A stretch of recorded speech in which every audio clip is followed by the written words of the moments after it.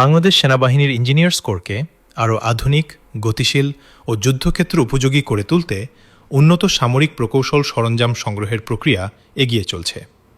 এ লক্ষ্যে সম্প্রতি একাধিক টেন্ডার ও ইভ্যালুয়েশন কার্যক্রম শুরু হয়েছে, যেখানে গুরুত্ব পাচ্ছে যুদ্ধক্ষেত্রে মাইন স্থাপন, প্রতিবন্ধকতা অপসারণ, রুট ক্লিয়ারেন্স ও কমব্যাট ইঞ্জিনিয়ারিং সক্ষমতা বৃদ্ধির বিষয়টি।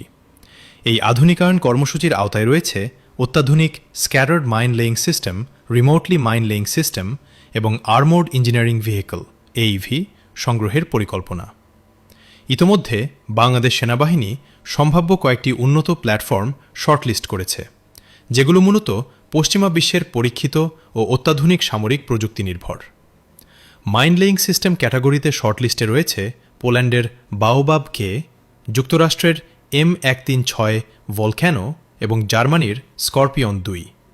অন্যদিকে আর্মোর্ড ইঞ্জিনিয়ারিং ভেহিকল এইভি ক্যাটাগরিতে বিবেচনায় আছে জার্মানির কোডিয়াক এইভি-3, যুক্তরাজ্যের ট্রোজ্যান এইভি এবং দক্ষিণ কোরিয়ার K600 রাইনো।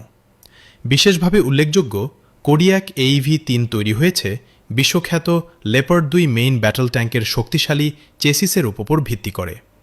একইভাবে ট্রোজ্যান এইভি নির্মিত হয়েছে ব্রিটিশ চ্যালেঞ্জার 2 ট্যাঙ্ক প্ল্যাটফর্ম ব্যবহার করে, আর দক্ষিণ কোরিয়ার K600 রাইনো গড়ে উঠেছে K1A1 main battle tank MBT এর ভিত্তিতে।